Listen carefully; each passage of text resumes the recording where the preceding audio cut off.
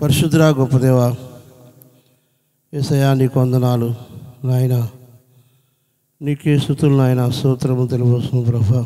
ఈరోజు మా ప్రయాణంలో మాకు తోడుగా ఉండి ఈ గ్రామాన్ని ప్రేమించి ప్రభా ఈ యొక్క సువార్త ప్రకటించబడుతుండగా నాయన ఇప్పటి వరకు నీ బిడ్డని నీ సిలువు సరిమరుగు చేసుకొని మాతో మాట్లాడుతున్న కృప చూపించారు, మీకు వందనాలు ఆయన. వాక్యం ద్వారా మరి మాతో మాట్లాడండి. కొంత నా జీవితంలో చేసిన మేలు కూడా ఈ బిడ్డల ముందు వివరిస్తుండగా నీ సిలువు మరుగు చేసుకొని ఈ మాటలే మూటలుగా మాకు అందించమని రానున్న ప్రియకుమారన యేసునామముడుకున్నాము తండ్రి, ఆమేన్. అందరికీ నా హృదయపూర్వక వందనాలు. మరి ఇప్పటి వరకు కూడా మరి దేవుని బిడ్డలో వ్యాధి గురించి చెప్పారు. ఈ రోజుల్లో వ్యాధులు వస్తున్నాయి. వ్యాధులు వస్తే ఈరోజు పూర్వదినాల్లో కొన్ని ఆకుల ద్వారాగా వ్యాధులు నయం చేస్తున్నారు. మరి కొంతమంది డాక్టర్ల దగ్గరికి వెళ్ళి వ్యాధికి మందు తెచ్చుకొని వాడుతున్నారు. చూడండి, కొన్ని వ్యాధులు వాతావరణం బట్టి వస్తాయి, తగ్గిపోతాయి. కొన్ని వ్యాధులు పాపాన్ని బట్టి వస్తాయి. వాతావరణం పెట్టే వ్యాధులకి మెడిసిన్ ఉంది, లేదంటే ఆకుపసర్లని వాడుతూ ఉంటారు, తగ్గిపోతాయి. అయితే పాపాన్ని బట్టే వ్యాధులు ఎలా పోతాయి అనేది బైబిల్లో మనకి స్పష్టంగా రాయబడి ఉంది. సామెతల గ్రంథము 3వ అధ్యాయము 7వ వచనం.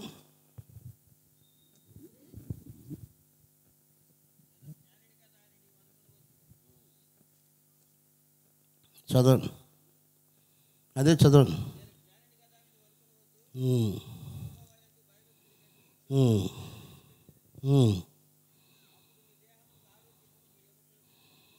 చాలు. చూడండి, ఇక్కడ ఏమంటుందంటే, నేను జ్ఞాని కదా అని నువ్వు అనుకోనవద్దు, యెహోవా యందు భయభక్తులు కలిగి చెడుతనము విడిచిపెట్టము. ఈ రోజుల్లో భక్తి చేస్తున్న వాళ్ళలో భక్తి కనపడుతుంది కానీ భయం కనపట్ల. చూడండి, కొంతమందికి భయం. ఏ భయం అంటే కుక్క అంటే భయం, పిల్లి అంటే భయం, పాము అంటే భయం, ఇక రకరకాల భయాలు ఉన్నాయి. ఒకసారి ఒక సహోదరుడు ఫోన్ చేసి, బల్లి అంట భుజం మీద పడిందంట, పాస్టర్ గారు ప్రార్థన చేయండి, నాకు భయం వేస్తుంది అన్నాడు. బల్లి భుజం మీద పెడితే ఏమవుతుంది? చూడండి, ఇట్లాగా రకరకాల భయాలు ఉన్నాయి. కానీ ఆ భయాలు కాదంట. యెహోవా యందు భయభక్తులు కలిగి చెడుతనము విడిచిపెట్టుము, అప్పుడు నీ దేహమునకు ఆరోగ్యము, నీ ఎముకలకు సత్తు కలుగును. ఈ రోజుల్లో భయపడుతున్నారు కానీ దేవుడు భయం లేదు. దేవుడు భయం లేదు కాబట్టి చెడుతనాన్ని చేస్తున్నారు. కానీ మన చెడుతనం విడిచిపెడితేనంట మన దేహానికి ఆరోగ్యము, మన ఎముకలకు సొత్తు కలుగుద్దంట. ఒకసారి ఓ సహోదరికి 2 పిల్లలు. ఆడపిల్లకి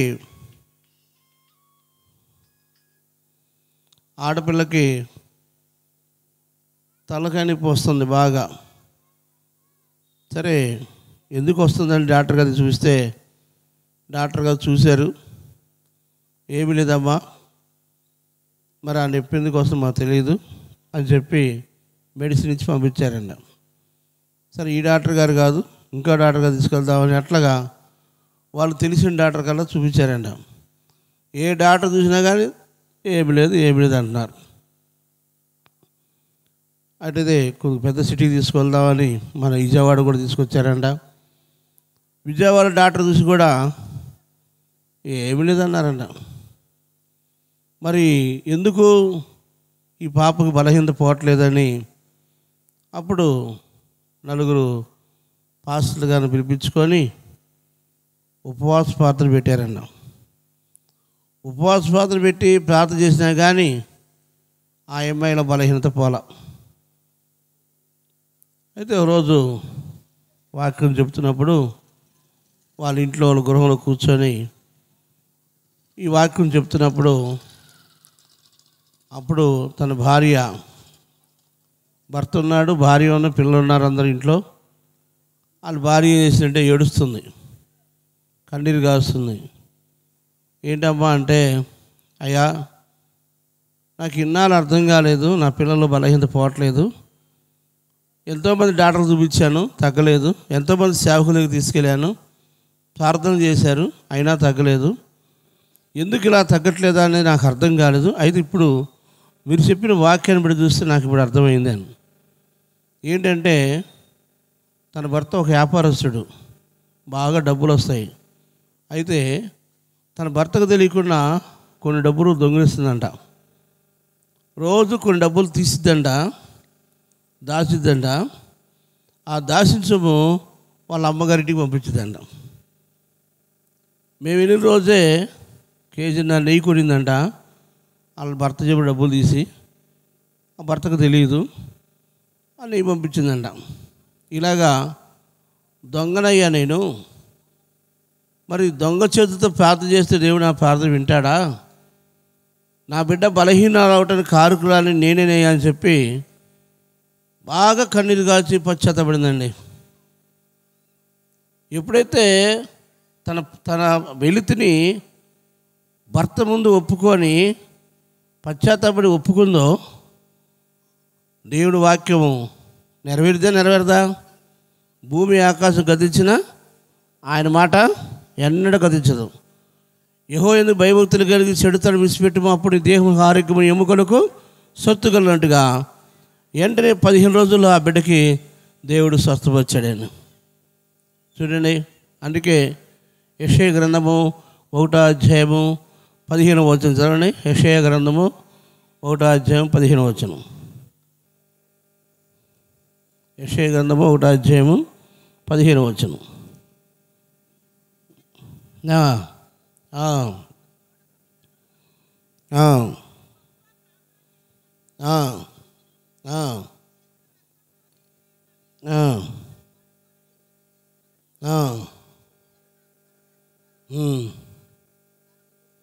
చూడండి, మీ చేతులు రక్తంతో నిండి ఉన్నవి, మిమ్మల్ని కడుక్కొని శుద్ధి చేసుకోండి. మీరు బహుగా ప్రార్థన చేసినా మీ ప్రార్థన నేను వినను. చూడండి, ఈ సహోదరి తన బిడ్డ కొరకు ఎంతో కన్నీరు కాచి ఏడ్చి ప్రార్థిస్తుంది, కానీ తన ప్రార్థన వినలేదు దేవుడు. ఎందుకని? రక్తంతో అంటే చేతులు కడుక్కోమంటే రోజు మనం కడుక్కోవట్ల చేతులు, అలా కాదు. ఏ చేతులు అంటే ఈ రక్తం అంటే పాపం వంటిన చేతులు. ఏ పాపం అంటే తన భర్త జేబులో దొంగిలించి డబ్బులు దాసి పుట్టింటికి పంపించిన చేతులు.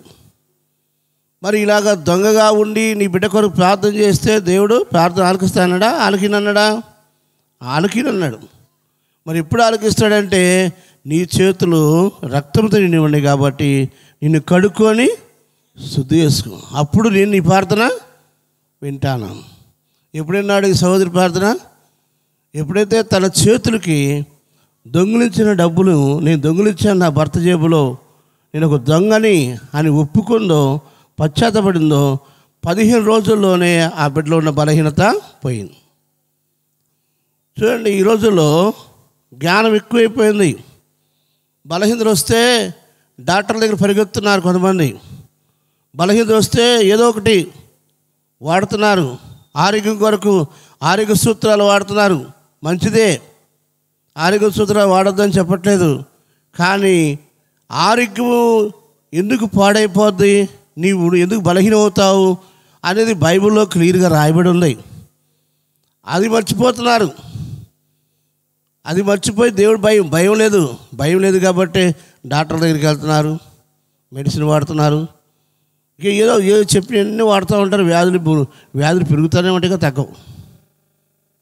చూడండి, ప్రభుని కలిగిన మనం ధరించడానికి వచ్చి మనం ఓ దినాన్ని నేను ఒక సండే ఆదివారం నేను ఒక సెంటర్ వెళ్ళి ఆరాధన చేసి రెండో సెంటర్కి వచ్చి ఆరాధన చెప్దాం అనుకున్న టైంలో నాకు సడన్గా జ్వరం వచ్చేసింది. ఎలా వచ్చిందంటే నా ఒళ్ళు భయంకర కాలిపోతుంది. మాట చెప్పలేకపోయాను. అక్కడ బలిపెట్టుగడ్డ కుప్పకూలిపోయాను. కుప్పకూలిపోయిన తర్వాత వెంటనే హాస్పిటల్కి వేసుకెళ్ళారు. అక్కడ కుదరదు, ఇది బాగా సీరియస్గా ఉంది పరిస్థితి అన్నారు. వెంటనే గుంటూరు తీసుకెళ్ళారు. అక్కడ వచ్చినాక ఐసీలో పెట్టి 2-3 గంటలు 4 గంటలు పెట్టి ఆ జ్వరం తగ్గిపోయినాక మెడిసిన్ వాడి ఇంటికి పంపించారు. నేను ప్రభు దగ్గర కూర్చున్నాను. ప్రభా, ఆదివారమే నీ వాక్యం చెప్పలేకపోయాను. నా పొరపాట్లు ఏంటి? నేను ఏం తప్పు చేశాను ప్రభా? ఎందుకు నేను సడన్గా ఇంత బలహీనైపోయాను? నాకు అర్థం చేయవా ప్రభా అని నేను కూర్చొని ప్రార్థన చేసుకుని మొదలుపెట్టాను. అలా ప్రార్థన చేసి మొదలుపెడుతుంటే దేవుడు కీర్తన గ్రంథము 4వ అధ్యాయము చూడండి, 64 కీర్తన గ్రంథం 64వ అధ్యాయము 7వ వచనం చదవండి. దేవుడు బాణముతో వారిని కొట్టును, వారు అకస్మాత్తుగా గాయపరచబడును, వారు కూలుదరు, వారు కూలుటకు వారు నాలుకే. చూడండి, కుక్కను కొట్టాడరా అన్న మాట విన్నాం, భార్యని కొట్టాడన్న మాట విన్నాం, తల్లిని కొట్టాడరా అన్న మాట విన్నాం, ఆడ ఎవరు కొట్టుకుంటున్నారా అన్న మాట విన్నాం. దేవుడు కొట్టాడు ఏదన్నా? దేవుడు వారిని బాణముతో వారు కొట్టెను. చూడండి, వారు కూలుదురు, వారు కూలుటకు వారి నాలుకే కారణం. ఈ వాక్యం నాకు దేవుడు చూపించాడు. ఏంటి ప్రభా, నేను ఏం మాట్లాడాను, ఎందుకు ఇలాగా జరిగిందని మళ్ళీ నేను దేవుడి దగ్గర కూర్చొని పరిచయం చేసుకున్నప్పుడు నా భార్యని మారుమనసు పొంది 26 సంవత్సరాలు అయింది ప్రభు దయని బట్టి. ఇంతవరకు ఎప్పుడూ ఒక మాట అనలేదు, ఒక దెబ్బ కొట్టలేదు నేను. అయితే ఒకరోజు ఎందుకో కొంత కోపం వచ్చి నాకు బెల్ట్తో కొట్టానంటే 2 పాస్ కూర్చోవాలి జాగ్రత్త అన్న. ఆ మాట దేవుడు నాకు అర్థం చేశాడు. ఏమయ్యా, ఒక లోకస్తుడిగా మాట్లాడేటప్పుడు నువ్వు మాట్లాడావు, ఒక సేవకుడు అయి ఉండి అని చెప్పి దేవుడు నాకు అర్థం చేశాడు. అప్పుడు వెంటనే పశ్చాత్తపడి, నిజమే ప్రభా, ఇది నా బుద్ధిహీనతే, నేను నోరు జారాను నా భార్య మీద, నన్ను క్షమించండి అని చెప్పి నా భార్య కాలు పట్టుకొని క్షమాపణ అడిగాను. చూడండి, ప్రభుని కలిగిన మనం దేవుని సన్నిధికి వచ్చినాను. బైబిల్ అంటుంది, నేను జ్ఞాని కదా నువ్వు అనుకోవద్దు, యెహోవాయందు భయభక్తులు కలిగి చెడుతనము విడిచిపెట్టము, అప్పుడు నీ దేహమునకు ఆరోగ్యము, నీ ఎముకలకు సత్తు. దేవుడు భయం ఉండాలని ముందు దేవుడు భయం ఉన్న వాళ్ళు ఎవరిని నోరు జారరు. దేవుడు భయం ఉన్న ఎలాగుంటారు? నోటిని నాలుకను భద్రంగా కాపాడుకుంటారు. దేవుడు భయం లేని వారు నోరు ఇష్టపచ్చేట్టుగా మాట్లాడతారు. కానీ దానివల్ల ఎంత నష్టం వస్తుందో ఈరోజు అనేకులకు అర్థం కావట్లా. అందుకే బైబిల్ అంటుంది, నోటిని నాలుకను భద్రం చేసుకున్నవాడు శ్రమల నుండి తన ప్రాణాన్ని కాపాడుకుంటాడు. నోరుంది కదా అని చెప్పేసి నీ ఇష్టం వచ్చినట్టు మాట్లాడుతాను, నా ఇష్టం వచ్చినట్టు మాట్లాడటానికి మనకు అధికారం లేదు. అలా మాట్లాడితే అది ఎంత దారితీస్తుందో మనకి తెలియదు. సరే మీరు, అందుకని యెహోవాయందు భయభక్తులు కలిగి చెడుతనాన్ని మనం విడిచిపెట్టాలి. ఏంటి ఆ చెడుతనము? నా జీవితంలో మరి నేను ఒక నామకార్థ క్రైస్తవ కుటుంబంలో జన్మించాను. నాకు మా అమ్మగారికి మేము ముగ్గురం, అక్క, చెల్లి, నేను. మా నాన్నగారు భయంకర తాగుబోతు, అసలు ఇంటి విషయం పట్టించుకున్నాడు కాదు. అమ్మే కష్టపడి పెంచి పెద్ద చేసింది మమ్మల్ని. నేను చదువు మానేసి అమ్మ కష్టపడుతుంది కదా అని చెప్పి అమ్మతో పాటు నేను కూడా సహకారిగా ఉంటూ మేము కుటుంబాన్ని నడిపించుకుంటూ ఉన్నాం. అలాంటి సందర్భంలో మా అక్కాయికి వివాహం చేయాల్సి వచ్చింది. వివాహం చేసాం. వివాహం అయిన 3 సంవత్సరాలకి మా బావగారు యాక్సిడెంట్ చనిపోయారు. 2 పిల్లలు పుట్టారు. అప్పటికి ఏంటి ఇలా జరిగింది, మా టైం బాగా ఇలా జరిగింది అనుకున్నాం, బాధపడ్డాం. అలా కొన్నాళ్ళు జరిగిపోయిన తర్వాత మా అమ్మగారు తిరుగుతూనే కాలు జారి పడిపోయి కాలు 2 ముక్కలైపోయింది. ఇదేంటి ఇలా జరిగిందని చాలా బాధపడ్డాం, కన్నీరు కాల్చుకున్నాం. ఇక నేనే ఇల్లుని పోషించాలా, కుటుంబాన్ని పోషించాలా, సరే కష్టపడుతున్నాను. దేవుడు నాకు ఇచ్చిన జ్ఞానాన్ని బట్టి నేను ఒక హోల్సేల్గా పూల మార్కెట్ పెట్టాను. తర్వాత ఆ కొట్టు అభివృద్ధి అవుతుంది, చిల్లర కొట్టు పెట్టాను. ఆ కొట్టు కూడా అభివృద్ధి అవుతుంది, చిన్నగా చెప్పుల షాప్ పెట్టాను. ఇట్లా వ్యాపారం బాగా అభివృద్ధి అవుతుంది, డబ్బులు సంపాదిస్తున్నాను. కథ నా కుటుంబం కొద్దిగా అభివృద్ధిలోకి వచ్చింది. ఇలా ఉండగా అబ్బాయికి పెళ్లి చేద్దాం అని చెప్పి నాకు వివాహం కుదిరింది, వివాహం చేశారు. వివాహం అయిన సంవత్సరంలోనే నా భార్య గర్భవతి అయింది. మగపిల్లడు పుట్టాడు కదా సంతోషం అనుకున్న 5 నిమిషాలకే పిల్లడు చచ్చిపోయాడు. ఏంటి ఇలా జరిగింది, మా బావగారు చనిపోయారు, మా అమ్మగారు కాలు ఇరిగింది, మరి నా పిల్లోడు చనిపోయాడు అనుకున్నాను. సరే ఏదో నా కర్మ అలా జరిగింది అనుకున్నాను, వదిలేశాను. మళ్ళీ దేవుడు కృప బట్టి మళ్ళీ ఒక పాప పుట్టింది. ఆ పాప 3 సంవత్సరాల వరకు బాగానే ఉంది, బాగా ఎదుగుతుంది. అయితే పాపకు జ్వరం వస్తుంది. ఆ జ్వరం వస్తుంటే హాస్పిటల్కి వెళ్తే ఎన్ని హాస్పిటల్కి వెళ్ళినా కానీ జ్వరం తగ్గలేదు. 1 నెల రోజుల వరకు అలాగే ఉంది పాప. అప్పుడు ఒక డాక్టర్ గారి దగ్గరికి వెళ్ళి చూపిస్తే ఆయన అన్నాడు, బాబు ఇన్నాళ్ళు మీరు నిర్లక్ష్యం చేశారు, పాపకు మెదడువాపు వచ్చింది, ఈ పాప బతకడం కష్టం అన్నాడు. అయ్యా ఎంత డబ్బైనా ఖర్చు పెడతానయ్యా, నా పాప బ్రతకాలి అని చెప్పి నేను ఒక చర్చి ముందుకు వెళ్ళాను. పాపను హాస్పిటల్ చేర్చాను. అప్పుడు ప్రార్థన చేసుకోవాలి మనసు వచ్చింది. వీళ్ళు గంట సేపు కన్నీరు కాల్చి ఏడిసి హాస్పిటల్కి వెళ్తే పాపకి ముక్కులేమిటి నోటేమిటి బ్లడ్ వచ్చేసింది, బ్రతకలేదు, చనిపోయింది. సరే దేవుడు ఎందుకు నా ప్రార్థన వినలేదు అలా అనుకోలేదు, కానీ ఏదో నా కర్మ అనుకున్నాను, అయిపోయింది. ఇట్లాగా నా కుటుంబంలో ఒకటి మీద శోధన రావడం వల్ల నేను బాగా నలిగిపోయి, మా అమ్మగారు నా కొడుకు తాగుడికి బానిస అవ్వకూడదు, సిగరెట్కి బానిస అవ్వకూడదు, లోకానికి దాసుడు అవ్వకూడదు అని ఎంత భయభక్తితో పెంచిందో అంతకంటే డబల్ అయిపోయాను నేను. ఎప్పుడైతే ఎన్ని శోధనలు వచ్చినాయో నేనైతే చిన్నగా సెడిసేహానికి వెళ్ళి మా నాన్నకంటే డబ్బులు తాగుబోతుయిపోయాను. ఇక 24 గంటలు వ్యాపారం లేదు, ఏళ్ళు లేదు, ఏమి లేదు, తాగుడు, సిగరెట్లు, గుటకాలు, ఇక నా ఇష్ట జీవితం జీవిస్తున్నాను. ఇలా ఉన్న సమయంలో బాబు పుట్టాడు. ఆయన పుట్టిన 2 సంవత్సరాల్లో మళ్ళీ ఇంకో బాబు పుట్టాడు. వీళ్ళిద్దరూ మగపిల్లలు పుట్టారు, కానీ నేను మాత్రం మారలేదు. భయంకరంగా తాగుడు బాగానే అయిపోయాను. ఇక ఇంట్లో ఉన్న ఎన్ని అయిపోయినాయి, వ్యాపారాలన్నీ కూడా గొల్లైపోయినాయి, ఏమి లేవు. ఇక నా భార్య, నా పిల్లలు, మా అమ్మగారు అందరినీ, అయ్యా విషం తీసుకురారా, శుభ్రం తిని చచ్చిపోతాం, ఇదేం తాగురా బాబు, మధ్యాహ్నం ఉదయం ఏంటిరా 24 గంటలు ఈ తాగుడు ఏంట్రా అని చెప్పి అంటున్నా. కానీ ఆ సమయంలో మారుతానమ్మా, నేను తాగలేమ్మా అంట, మళ్ళీ మామూలే. ఇట్లాగా వాళ్ళని ఇసుకిచ్చేసాను. నా భార్య ఒకరోజు ఫ్యాన్ గురేసుకుపోయిందంట, దేవుడు తప్పించాడు. ఓసారి ట్రైన్ కింద పడిపోయిందంట, అక్కడ దేవుడు తప్పించాడు. ఇట్లాగా కుటుంబంలో భయంకరంగా పరిస్థితులు వచ్చినాయి. ఇక నాకు విలువ అనేది లేదు, ఎవరు నన్ను నమ్మట్లేదు, ఎవరు నాకు రూపాయి ఇచ్చేవాలేరు. ఏమిటి నాకంటే భయంకర వ్యక్తులు తయారయ్యారు.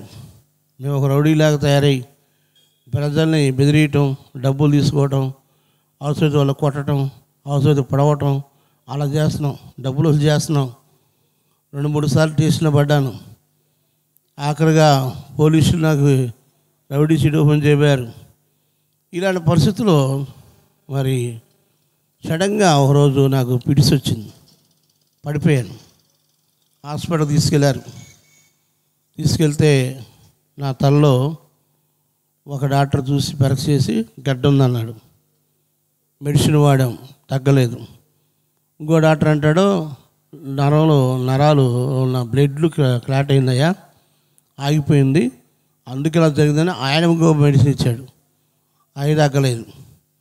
ఇలాగుంటుంటే చుట్టుపక్కల అందరూ మీ ఇల్లు ఏంది ఇంత పతనం అయిపోయారు, మీరు ఇట్లా పాడైపోయారు, ఎవరో మీ మీద శాతపడి చేశారు అందుకే ఇట్లా అయిపోయారని చెప్తే మా అమ్మ నమ్మి తీసుకెళ్తే వేరే చోటకి ఎక్కడికో తినాలి తీసుకెళ్ళి అక్కడ డబ్బులన్నీ అయిపోయినాయి, ఏమి తగ్గలేదు. సరే అంతరాలు ఇప్పించారు, ఏమీ తగ్గలేదు.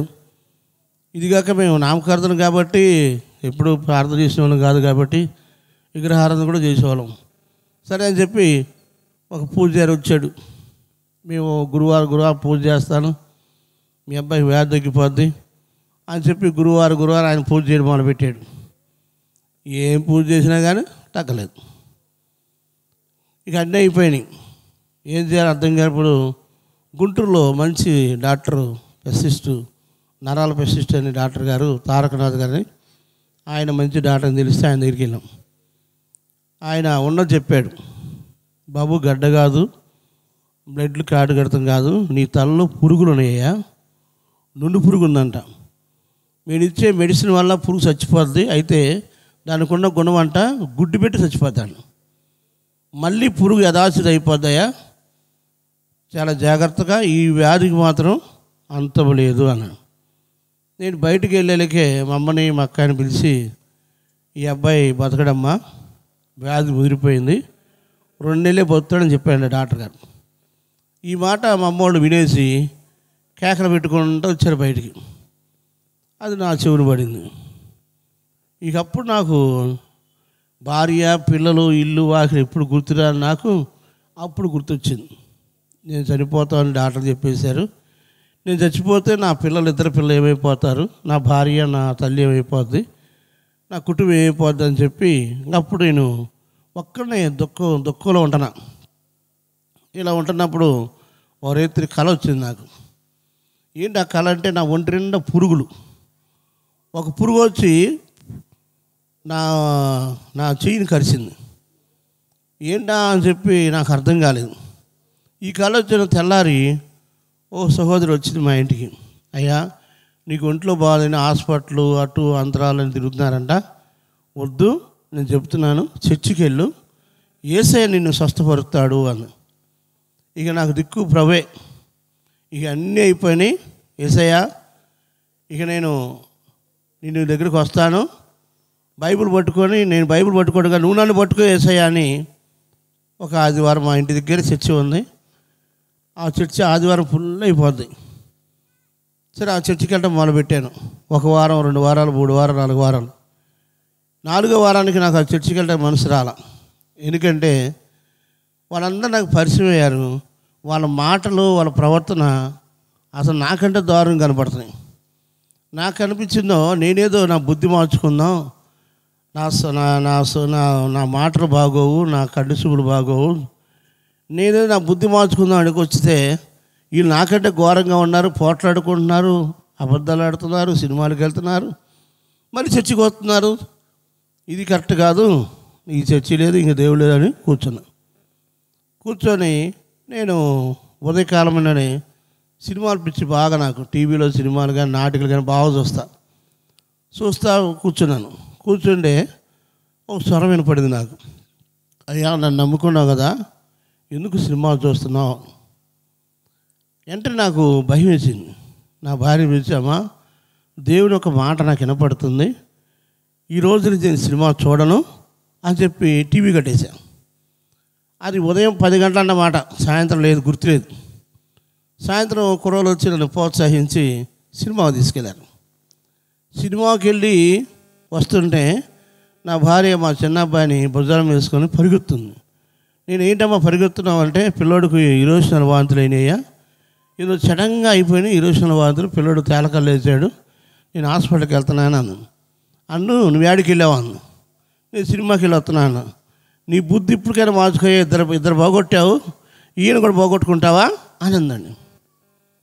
ఇక నాకు దుఃఖం ఆగలేదండి, అక్కడే మొగలిచా.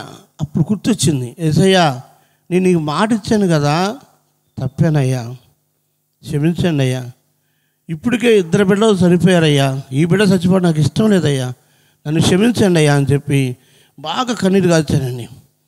బాగా ఏడ్చి కన్నీరు కాల్చినప్పుడు ఒక అరగంటలోనూ వచ్చాడు, నా భార్య వచ్చింది. పిల్లడు బాగానే ఉన్నాడు. ఇక అక్కడి నుంచి నాకు అనిపించింది, ప్రభువా నేను మారాలి, నాకు మార్గం చూపించు అని చెప్పి నేను అడుగుతున్నప్పుడు టైంలో నా చిన్నాడు స్నేహితుడు, మరి మన సాహసంలో బండి విజయ్ గారు, మరి మన నాయకుల దగ్గరికి వెళ్ళి మారు మోసి పొంది నా దగ్గరికి వచ్చాడు. వచ్చి నా 2 కాళ్ళు పడుకుని క్షమాపణ అడిగాడు. ఏంటయ్యా అంటే, నేను మారుమోసి పొందానన్నా, నూజివీడు వెళ్ళాను, దేవుడు నా తప్పులు నాకు అర్థం చేశాడు అన్నా. ఏంటంటే, మరి నన్ను ఎందుకు క్షమాపణ అడుగుతున్నావు అన్నా, మన ఇద్దరం కలిసి చిన్నప్పుడు మరి ఒక ఇంటికాడ తాళకప్ప దొంగతనం చేసే గుర్తుందా? గుర్తుంది తమ్ముడా అన్నా, నిశ్చేత నేను చేపించాను కదా, దేవుడు తప్పు అని చూపించాడు అన్నా. అప్పుడు అనిపించింది, యేసయ్యా ఇలాంటి భక్తి చేయాలని ఆశపడుతున్నాను, దీనికోసం అన్వేషణ చేస్తున్నాను, నేను తప్పకుండా వస్తానన్నా, నేను మారుమోసి పొందుతాను, నన్ను తీసుకెళ్ళాను. అయితే గుంటూరు దగ్గర నర్సరాపేట ఉంది, నేను అక్కడే సేవ చేస్తున్నాను. ఆ నర్సరాపేటకి మన భోగోలో సేవ చేసే రత్నభూషణ్ గారు వచ్చారు. ఆయన మాట్లాడినప్పుడు నా హృదయం కదిలింది, నాకు కన్నీరు వస్తున్నాయి. గమనించి, బాబు నువ్వు నీ భార్య నూజిలో రండి, మారుమోసి పొందన్నారు. సరే అని చెప్పి అడ్రస్ ఇచ్చారండి. ఎవరు మమ్మల్ని తీసుకెళ్ళాలి. ఇప్పుడు ఈ ఊరు కూడా ఎత్తుక్కుంటూ అడ్రస్ చెప్పారు అంతే. ఈ ఊరు కూడా ఎత్తుకుంటూ వచ్చాం. అట్టగే నూజిడికి ఎత్తుకుంటూ పోయాం. అక్కడికి వెళ్ళి అమ్మగారు అయ్యగారు ఉన్నారు. అయ్యగారు అమ్మగారు అన్నారు, ఏ ఊరు బాబు మీద అన్నారు. మాది గుంటూరమ్మ అన్నాను. ఎందుకు వచ్చావు అన్నారు. మారుమోసి పొందాలను. పొందుతావా అన్నారు. నాకు జబ్బు అని కానీ డాక్టర్ గారు చనిపోతానని చెప్పిన మాట కానీ నేను చెప్పలేదు. ప్రార్థన చేశారు, ఇద్దరు అయ్యగారు చేశారు, అమ్మగారు చేశారు. వెళ్ళి ప్రార్థన చేసుకున్నాను అన్నారు. కూర్చొని, ప్రభువా నా పొరపాట్లు ఏంటో నాకు అర్థం చేయండి, నా వెలుతులు ఏంటో నాకు అర్థం చేయండి, నేను ఒప్పుకుంటాను, దిద్దుకుంటాను ప్రభువా అని చెప్పి ఉదయం నుంచి సాయంత్రం వరకు ప్రార్థించానండి. అప్పుడు దేవుడు నాకు అర్థం చేశాడు. ఏంటంటే, చిన్నప్పుడు అమ్మా నాన్న ఆడుకున్న పాపాలు, నేను స్కూల్కి వెళ్ళి వేరే బ్యాగులో డబ్బులు తీసినాయి, మా తాత జేబులో డబ్బులు తీసింది గుర్తొచ్చింది. యేసయ్యా నేను చిన్నప్పుడే తప్పులు చేశాను, క్షమించండి ప్రభువా అని. పెళ్ళి కాకముందు మరి యవ్వన కాలంలో ఉన్నప్పుడు వరసాబాయి లేకుండా నేను చాలా పాపం చేశాను. ప్రభువా నిజమే, ఇలా పాపాలు చేశానయ్యా, క్షమించండి ప్రభువా అనుకున్నాను. వివాహం అయిన తర్వాత నా భార్య మీద నాకు అనుమానం. ఆమెకు అనుమానిస్తున్న నాకు తెలియదు. పాపం కొడతా ఉండోని. ఇందుకీ ఆమె తప్పు చేయడం, నేను నా భార్యకి పెళ్ళయి నా భార్య ఉండగానే నాకు కొంతమంది స్త్రీలతో పరిచయం ఉంది. నేను తప్పు చేస్తూ నా భార్యని కొట్టేవాడిని, నువ్వు తప్పు చేస్తూ నీ భార్యని కొడుతున్నావు, అది తప్పు కదా అని గ్రహింపించాడు దేవుడు. నిజమే ప్రభువా, ఇక నుంచి నా భార్యని కొట్టను, ఇక నుంచి నేను అక్రమ సంబంధాలు పెట్టుకోను, నన్ను క్షమించని ప్రభువా అన్న. ఇంకా ప్రభువా నాకు అర్థం చేయని గ్రహించని ప్రభువా అని ప్రార్థించినప్పుడు కరెంటు చూపించాను. కరెంట్ ఏంటంటే మాకు మీటర్ లేదు, పోల్ మీద కరెంటు వాడాం. పర్మిషన్ లేకుండా నువ్వు పోల్ మీద కరెంటు వాడావు. అవును ప్రభువా క్షమించాను. ఇంకొక తప్పు అర్థం చేశాడు. నేను గుమస్తాకు పనిచేసిన 1 సంవత్సరం, క్యాషియర్ నేనే. రోజుకు 1500 ఖర్చు అయితే 1900 రాసేసేవాడిని. ఒక 500 600 ఎక్స్ట్రా రాసేవాడిని. ఆ డబ్బు జైలు పెట్టుకునేవాడిని. ఒక యజమాని నీకు నమ్మకంగా క్యాష్ అప్ చెబితే అన్ని తప్పులు లెక్క రాసి, ఆయన సొమ్ము తినలేదా? అవును ప్రభువా తిన్నానయ్యా, క్షమించండి ప్రభువా. ఇంకా ప్లాన్ చేసుకుంటే కొంతమంది హోటల్కి వెళ్ళేవాళ్ళం, డబ్బులు ఉంటాయి, కావాలని థమ్సప్లు తాగి అట్టుపడి తిని మన మీద డబ్బులు ఇచ్చేది, పదండ్రా అని వెళ్ళిపోయేవాళ్ళం. అది దేవుడు అర్థం చేశాడు. ఒకసారి హైదరాబాద్ పోయాం, డబ్బులుండి కూడా టికెట్ కొనాలి ట్రైన్కి, మనల్ని ఎవరు అడిగేది అని చెప్పి టికెట్ లేకుండా వచ్చాం అప్పటినవును. అది దేవుడు అర్థం చేశాడు. కొంతమంది దగ్గర ఫైనాన్స్గా డబ్బులు తీసుకుని ఇవ్వాల, అది అర్థం చేశాడు. తర్వాత ఒక సైకిల్, అద్దె సైకిల్ తెచ్చా, అద్దె పెరిగింది, డబ్బులు ఆయన నన్ను అడగట్లేదు. సైకిల్ ఆయన, నువ్వు అది తీసుకెళ్ళావు కదయ్యా డబ్బు, సైకిల్ అని అంట్లా డబ్బులన్నీ అంట్లా అని మర్చిపోయాడు. నేను వేసండి దాన్ని అమ్మేశాను. నన్ను అడగట్లేదు కానీ అది అర్థం చేశాడు. లాస్ట్కి కోడిగుడ్లు చూపించాడండి. కోడిగుడ్లు ఎక్కడ దొంగతనం చేసామంటే మా ఇంటి దగ్గర వరండా ఉంది. కోళ్ళు మాయిగావు, వేరే కోళ్ళు అవి వచ్చి అక్కడ ఉండి గుడ్లు పెట్టిపోయి మన ఇంట్లో వరండాలో పెట్టినప్పుడు వాళ్ళ కిందకి వాళ్ళ గుడ్లు మనం దొంగతనం చేస్తున్నాం ఏంటని చెప్పి రోజుకు గుడ్డు పాల్గొడు తాగా. అట్టా 6 గుడ్లు తాగా. దేవుడు 6 గుడ్లు చూపించాడు. క్షమించిన ప్రభు అనుకున్నా. ఇంక ఇట్లా ఒప్పుకుంటుంటే పెద్దయ్య గారు ఒకసారి ఆ కుర్చీలో కూర్చున్నారు.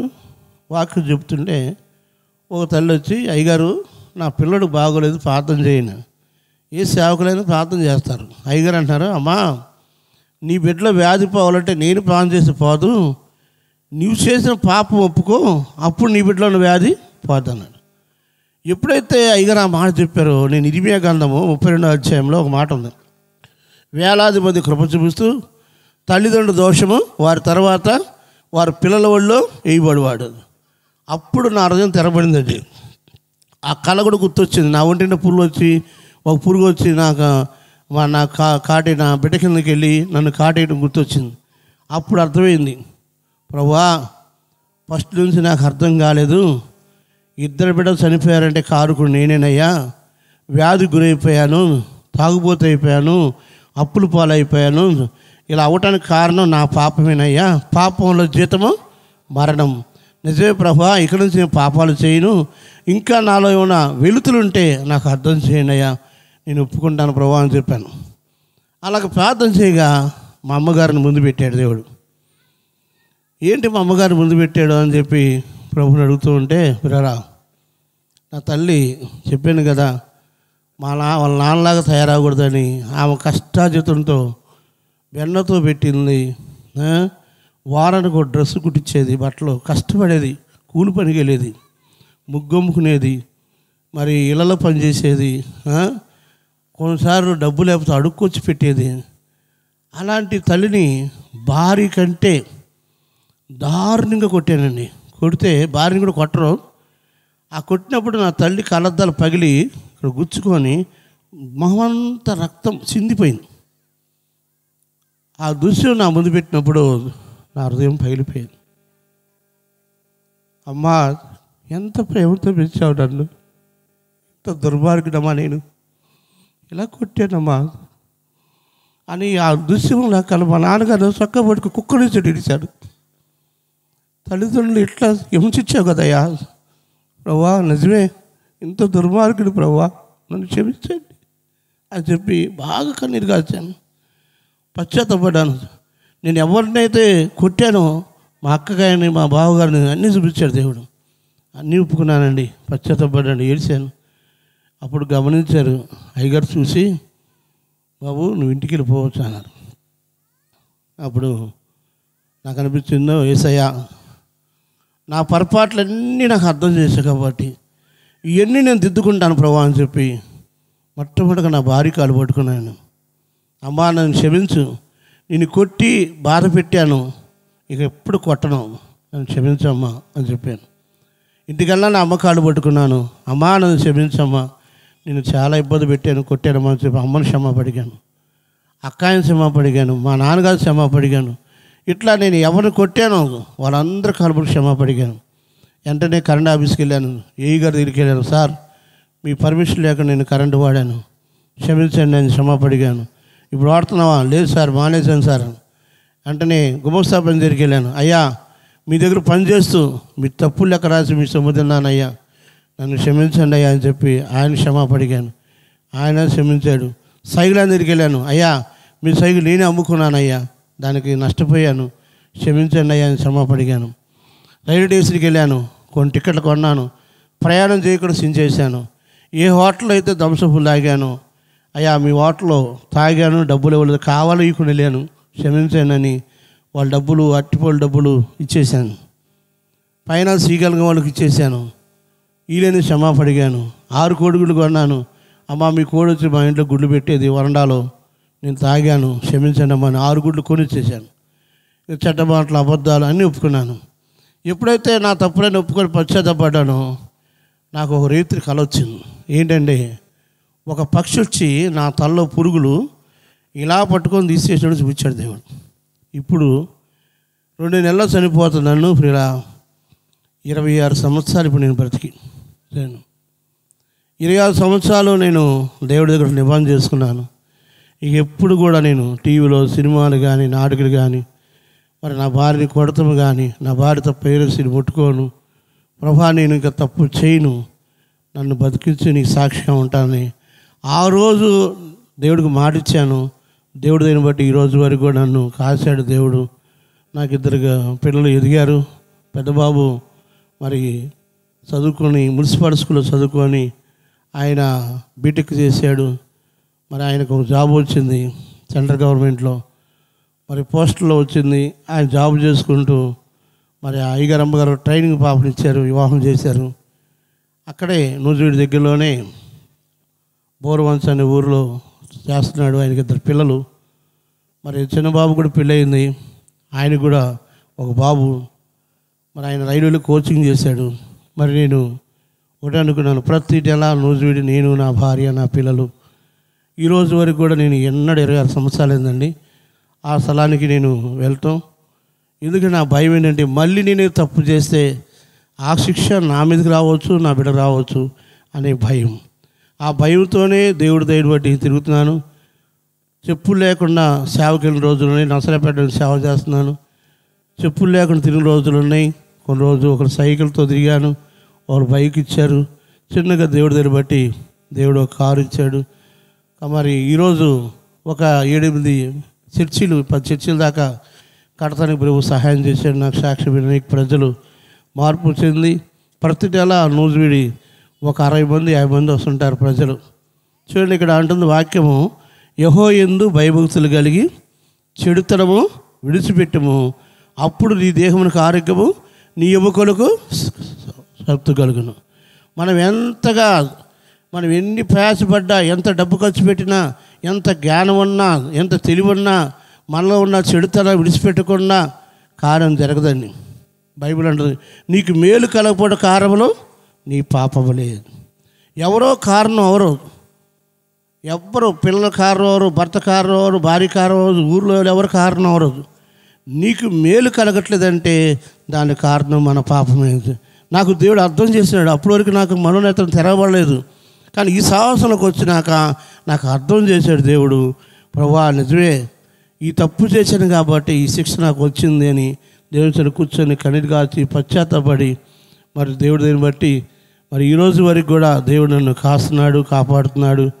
మరి ప్రభులోకి నడవటానికి దేవుడు సహాయము చేస్తున్నాడు. అనేక కుటుంబాలు రక్షించబడుతున్నారు, అనేకులు మారుమనసు పొందుతున్నారు, అనేకులు ప్రభు తట్టు తిరుగుతున్నారు.